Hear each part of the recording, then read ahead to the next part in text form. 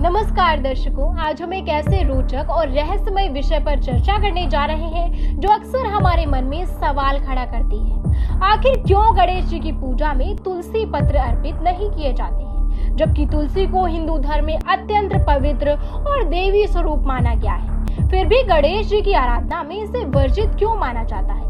इस प्रश्न का उत्तर हमें पौराणिक कथाओं में मिलता है। धर्म ग्रंथों के अनुसार इसके पीछे एक प्राचीन कथा जुड़ी हुई है, जो देवी तुलसी और भगवान गणेश के बीच हुए एक प्रसंग को दर्शाती है। कथा के अनुसार एक समय की बात है जब देवी तुलसी गंगा तट पर भ्रमण करने निकली थी। उसी दौरान उनकी दृष्टि भगवान गणेश पर पड़ी।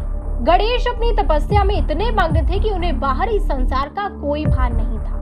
उनके तेज और दिव्य आभा से प्रभावित होकर देवी तुलसी उनके प्रति आकर्षित हो गई। कुछ समय बाद जब गणेश जी ने अपना ध्यान समाप्त किया, तब तुलसी ने उनसे विवाह का प्रस्ताव रखा।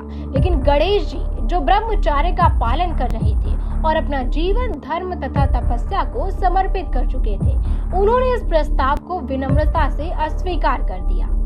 गणेश जी के इस इनकार से देवी तुलसी को बहुत क्रोध आया। आवेश में आकर उन्होंने गणेश जी को श्राप दे दिया कि उनका 2 बार विवाह होगा। ये श्राप सुनकर गणेश जी भी शांत नहीं रहे। उन्होंने भी प्रत्युत्तर में तुलसी को श्राप दिया कि उनका विवाह एक राक्षस से होगा। कहा जाता है कि बाद में तुलसी को अपनी गलती का एहसास हुआ और उन्होंने गणेश जी से क्षमा मांगी। तब गणेश जी ने उनके श्राप को पूर्ण रूप से समाप्त तो नहीं किया, लेकिन उसे आंशिक रूप में बदल दिया। उन्होंने कहा कि तुलसी का विवाह राक्षस शंखचूड़ से होगा, जो एक महान शक्तिशाली दैत्य था। लेकिन अंततः वह भगवान विष्णु की प्रिय बनेगी और उनकी पूजा में तुलसी का विशेष महत्व होगा। इसी घटना के कारण गणेश जी ने घोषित किया कि उनकी पूजा में तुलसी पत्र अर्पित नहीं किए जाएंगे।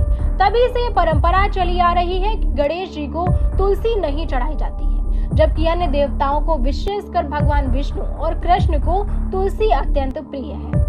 ये कथा हमें सिखाती है कि क्रोध में लिया गया निर्णय अक्सर गलत होता है और उसके परिणाम लंबे समय तक देखने को मिल सकते हैं। साथ ही ये भी दर्शाता है कि हर देवता की पूजा की अपनी अपनी विधि और नियम होते हैं, जिनका पालन करना आवश्यक होता है। तो अगली बार जब आप गणेश जी की पूजा करें तो इस पौराणिक कथा को याद रखें और विधि विधान के अनुसार ही पूजन करें।